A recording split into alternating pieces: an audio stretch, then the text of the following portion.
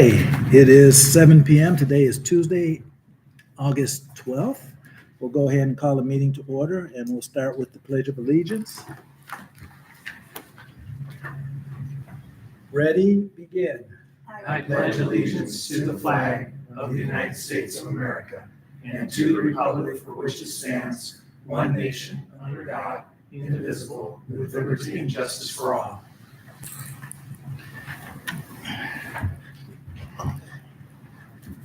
Okay, any changes to the agenda, Dr. Finch? No changes. Okay, communications. You might want to start with excusing James Kephart from tonight's meeting. All right, thank you. We need a motion to excuse Mr. Kephart from tonight's meeting. I'll make a motion to excuse James Kephart. All right, we have a motion to approve Mr. Kephart from tonight's meeting. We'll go ahead and vote. All those in favor signify by saying aye. Aye. Aye. Opposed, same sign. Motion carries. Mr. Kephart's excused, 4-0. Next, we'll get down to communications there, Dr. Finch. Very good. At the school board meeting on July 22nd, a community member commented regarding prayer at school board meetings. And the response is that case law has addressed this request, pointing out specifically the request to use the public comment section of a school board meeting for a public prayer. In this ruling, the court made a distinction between a school board meeting and other meetings, such as a meeting of the state legislature.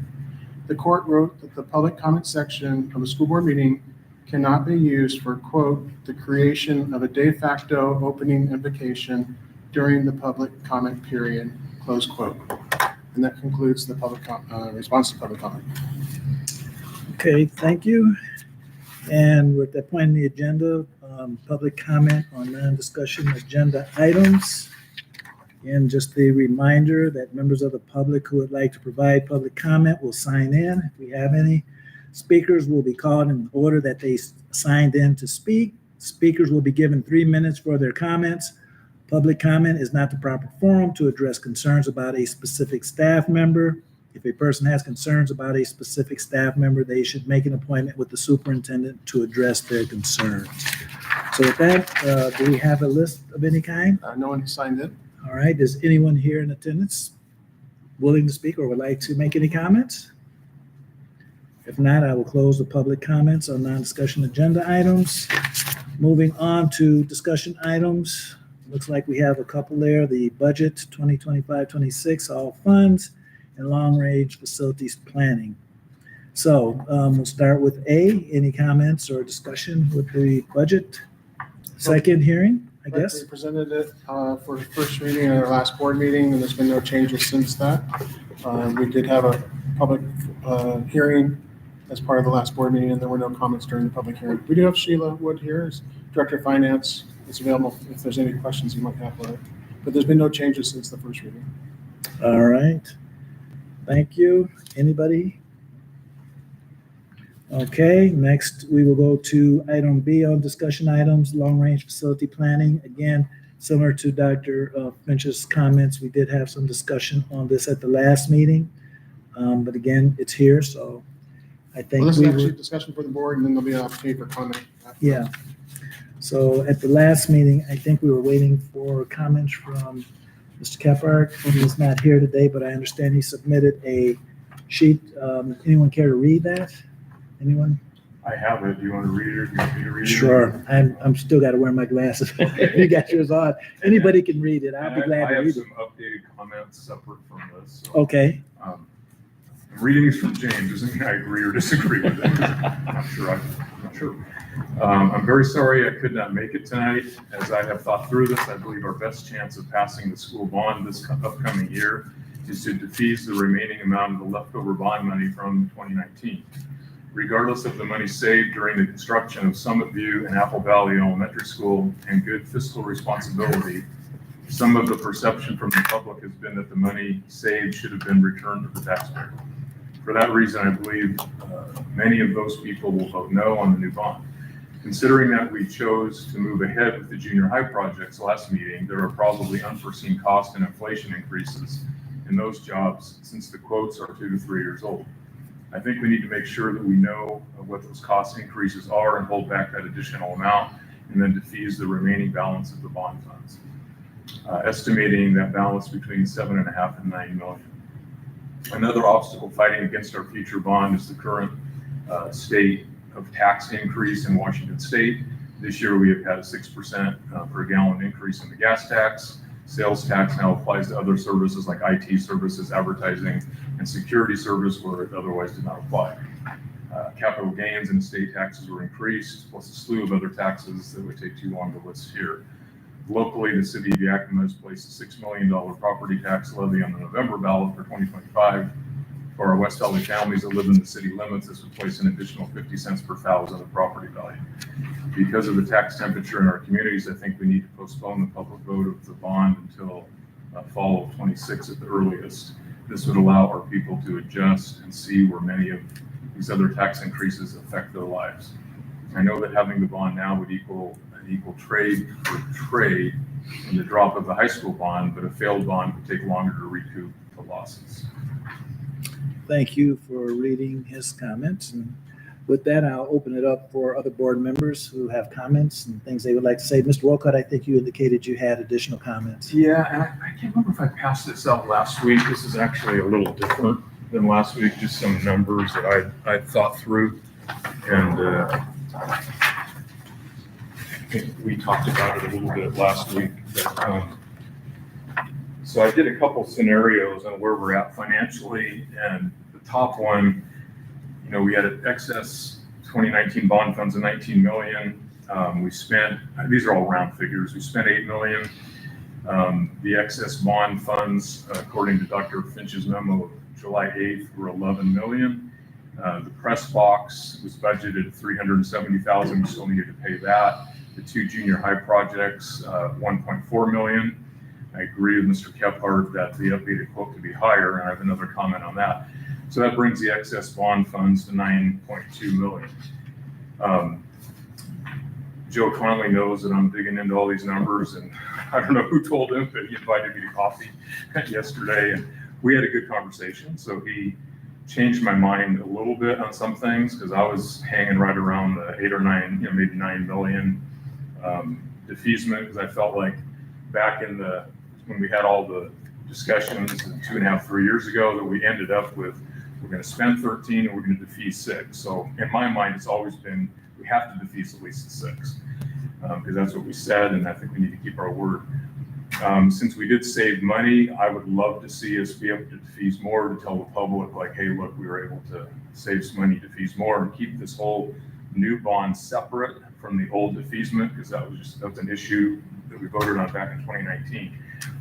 After talking to Joe, I really understand, you know, some of his comments on we have to get a new RFQ for the two junior high projects, because this is an old bid, so we have to get that and wait till the new bid comes in. Could be significantly higher, might not be, we just don't know. So a couple options would be wait till the bids come in, but that could be passed when we want to press forward with the new bond, and it might get confusing. Because if we waited till the bids come in, then we know how much actual money we would have remaining. He sort of assured me that he said if we did like 7.5 million, like right now, defease that would give us plenty of money to do whatever the junior high was raised to do, and leave some leftover for some other projects. And so I know he was real, and I trust Joe, and he was real comfortable with that number. I'm not prepared at this point without more discussion on making a motion to that, but that's just some of my thoughts so far. Okay. Mr. Heed, any Yeah. comments? I think, as I've stated before, my greatest value is to defease as much as possible while still honoring the projects that we said that we would greenlight. And so whatever that number is, I think we need to honor both words, saying that we would take the projects and make sure that we cover those, as well as defease as much as possible.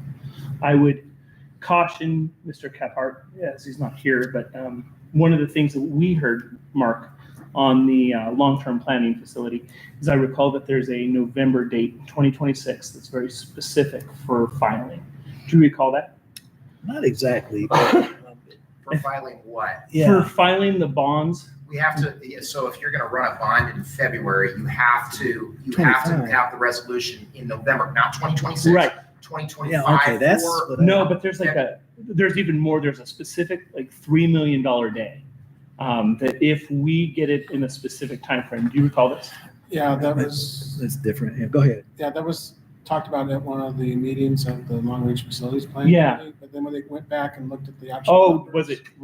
Yeah, that's actually not the case. Okay. Yeah. Okay. That was, sorry, I was That's okay. operating off of faulty information. Yeah, that's just that was old news. When they looked at the actual numbers on the matching funds, and they ran the numbers again, there wasn't that window. Oh, okay. Okay. My apologies. No. Then other than that, I had no concern.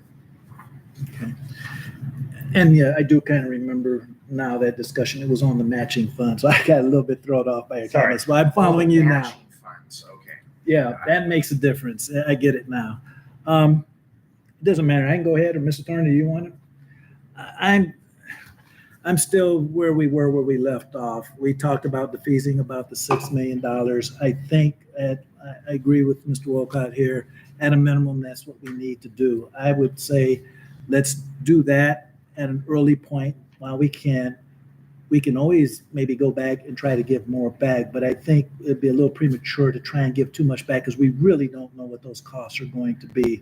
And the last thing I want to do is, go to the public, ask for them to support the bond, and we turn out we're going to need even more than we anticipate. I think we play it safe, protect, the integrity of our budget process.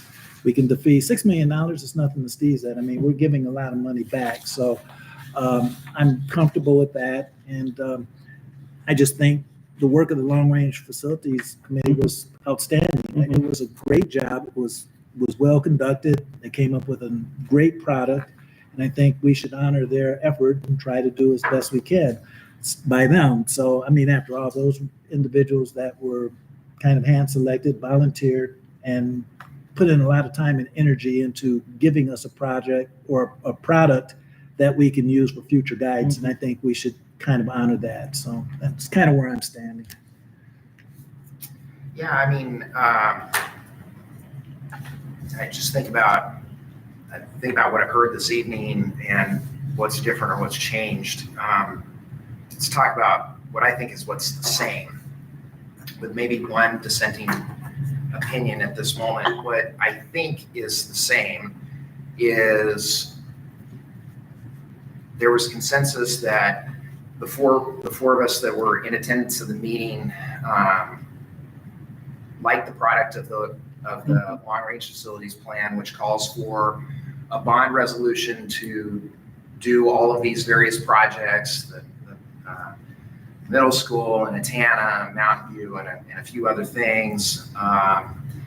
It was a laid out plan where it was suggested that some of the excess bond proceeds from the last bond be used so that we could get started on those smaller projects now to minimize cost inflation in the future. I haven't heard anything different tonight. Despite what Mr. Kephart says, the longer we wait, the more expensive this is going to be. Number two, I think we're still trying to work through what is the appropriate amount to defease. I still, I mean, I've been doing a lot of thinking about, not that I'm stuck on $6 million, but it follows through on an earlier board's promise for $6 million. It allows for us to, as I said in the last meeting, really take the temperature of the community, because community forum is going to be a great litmus test in terms of some feedback. And obviously we don't want to run a bond issue if we don't think it's going to pass. It's a lot of work, and I fully understand that. But if it passes, we need to retain that money. And if it doesn't pass, then the school board can reevaluate. Okay, well then we'll have about $5 million. I believe about $5 million, a little over $5 million left to defease, and and you can always defease more at that time.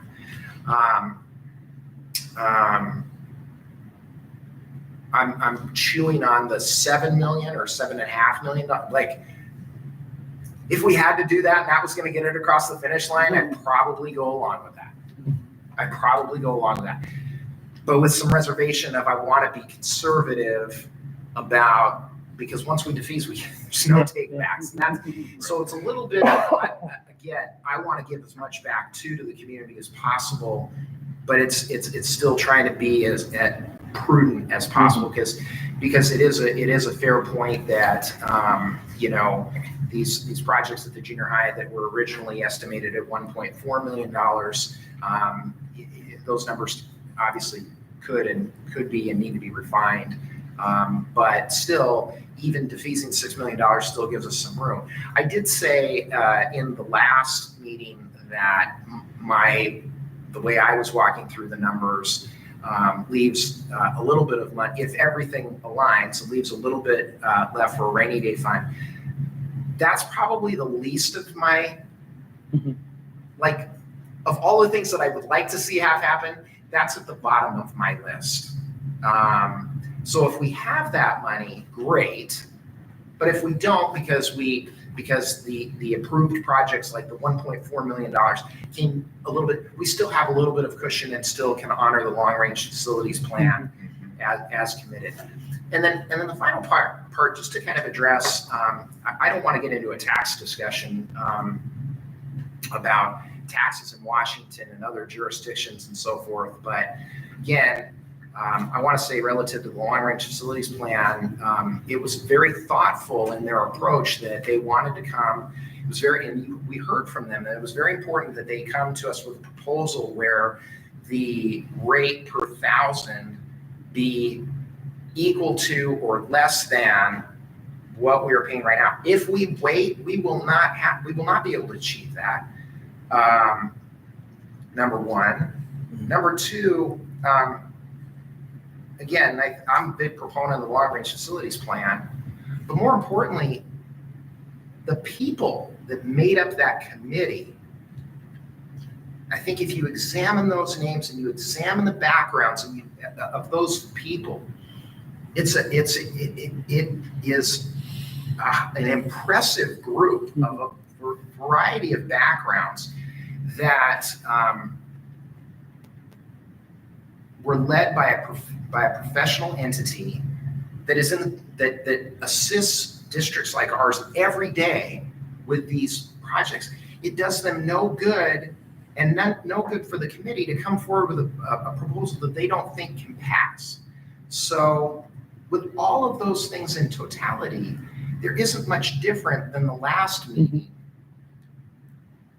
Maybe other than, at least for me, because I would like to, I again go back to, I think the defeasance of 6 million, 7 million, 7.5 million, whatever it is that we come up with, that is to be celebrated and will springboard us for this and to come at it from a positive perspective. Obviously, there's going to be hurdles from the other taxing jurisdictions, but as I said in the previous meetings, I believe in the community to be able to sort this out and be able to say, you know what, this is a good plan that makes sense, that's fiscally responsible. Yeah, nobody likes to pay taxes, but strong public schools is essential for having a good community. We have a great thing going, and the facilities need to keep up with our educational program. So I think we all believe in that, but really there's not much difference other than I think we're closing in on that number of defeasance. So that's kind of sorry for going on and on. And I think to your point, my sticky point, and I'm still wrestling with it, is the whole thing where we came up with these lists of projects for 13 million back 2.5 years ago. And you did have, and it was half and half. You had community, let's spend it all. Let's spend none of it. Let's give it all back. Let's do a little bit in between. So we came up with that. We had a list of projects and we saved money. Because I remember clearly at the time, we can give at least 6 back. For me, and I love the new plan. So I think what muddied the waters for me was this this 4.9 million excess stuff that we don't want to put in the plan now, that's now been reduced at least to 3.5 or 6 because we took the junior high stuff out of that. We saved money on those. It's like, oh, we saved money again. We saved money on the $59 million bond, so we came up with projects. Now we saved money again, so let's even more projects. Yeah. Separate from the bond. So it's like, really? You're telling me you were going to do this, and now you found some more projects to spend the money on. So for my mind, I'm going, okay, let's honor what we said back then. I was really thinking 9. I'm willing to compromise down to 7.5. So that's a little extra than what we said. It's because we did save money. I don't want to tack all these other projects on and stick it back to the taxpayer. So that's what I'm struggling with. And I know it seems a little bit minor on the, in the dollars that we're talking about, but it's more of a principle of the thing for me. Right. It comes down to that. Like we had this list, we saved money, then we made a list, then we saved money, now we're making another list. Let's just be done. I'd love to separate, let's defease the money, say thank you, we're honoring what we said, now let's move forward on a new bond that we all like. And let's do this, let's keep them separate. I don't want to muddy the waters with the old bond issue. Unfortunately, and I don't know the numbers, I mean, we'd have to know this, but let's say you removed out the 4.9 and just said, we're going to just make this all part of the new bond. Yeah. That will increase the cost. Well, but the defeasance is going to take it down at least 8 cents per thousand on top of the other. So I don't know exactly where it does come in. I'm not sure if it does, honestly, because it's only 3.5. It's not 4.9. Right, So it's only 3.5. but the whole point of the, as I understood it, was it passes, we start these projects at 4.9 immediately, like next year. I'm going to keep pushing you to 3.6 because the other we already agreed on. I'm talking about the new bond. I'm talking about the new bond. Because again, you could defease it all. And so again, you could defease it all and say, and I mean, I appreciate that thinking, like, right? So I want to separate the bonds. I don't want to muddy the waters. Okay.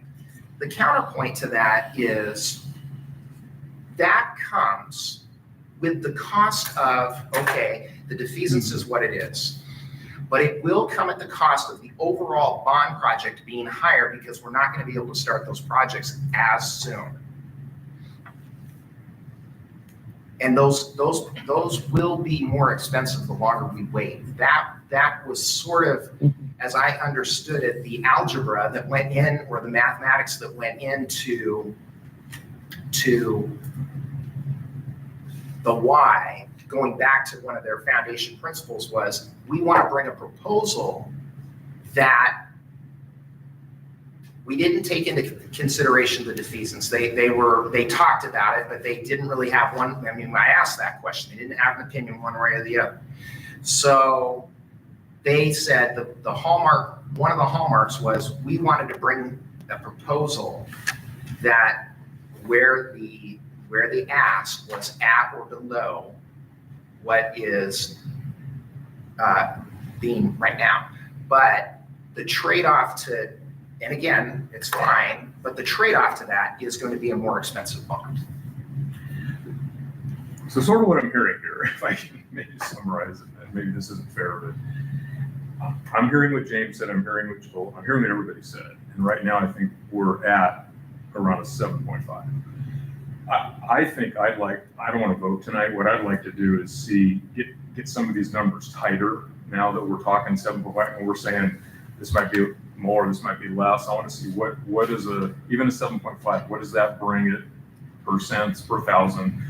What's the options of like how much more would it increase if we did that and waited? And I mean, that's an estimate. We can't know that.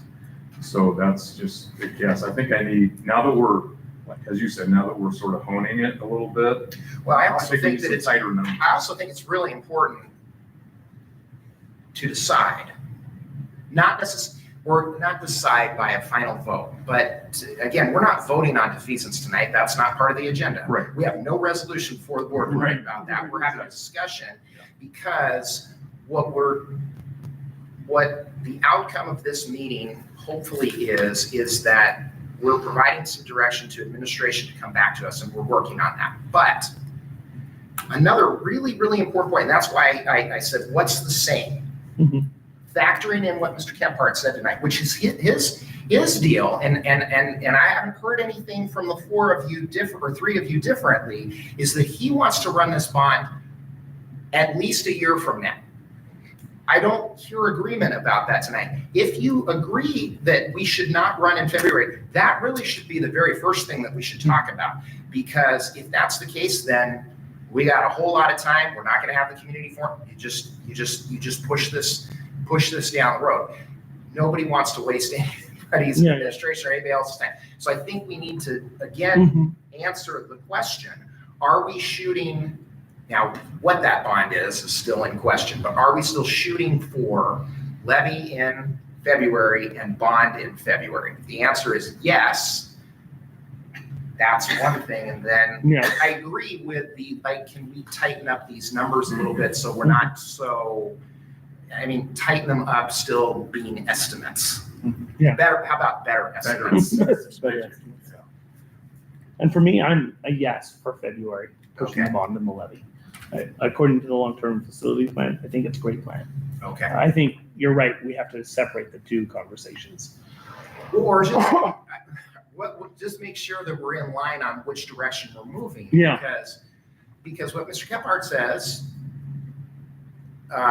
or what he wrote rather, is I don't think we should run the bond until a year from now, at least. And I just am confirming we respect his opinion on that issue. We've heard him, he's been heard, but we're still pointing then that direction. So the issues now are, okay, better estimate. Is it 6? Is it 7? Is it 7.5? Or is it a different number that we're going to defease this fall? That'll be aided by better estimates and a community discussion. And then, I also think that we need to have Peter work with our council to start crafting a levy resolution, a bond resolution, and a defeasance resolution that may be subject to some modification with some number of differences. So that, like in around October, we could act on that October for a February ballot. On the defeasance, there was a reason Corey had like 3 different dates. It's in here somewhere. Yeah, really. October would be. Was that the last? Yeah, October would be what we want to shoot for. Also, in terms of not only the resolution, but the verbiage that would be on the bond that would go to the voters, I did check into. There was a question that the board had. Can you make that language very specific that any remaining funds would be defeased? And the answer is yes. You can make it very specific that so we wouldn't have the same issue in the future. Okay, so just a couple of other thoughts. And I hear both arguments, and I'm still like Mr. Heed here and Mr. Thorner. We need to stay with February because of the timing is critical right now.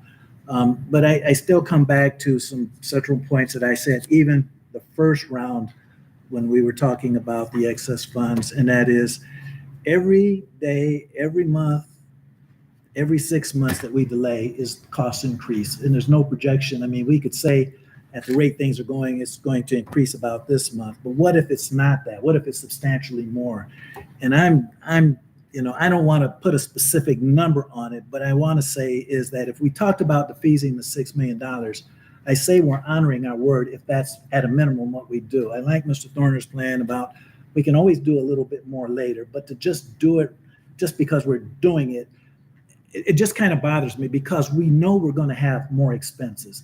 These projects that are on that deferred maintenance list are serious projects. They're not just something that idly we just decide, oh, this can wait, that can wait. At what cost? They're going to cost us more to wait. And so I don't know that I'm in favor of that.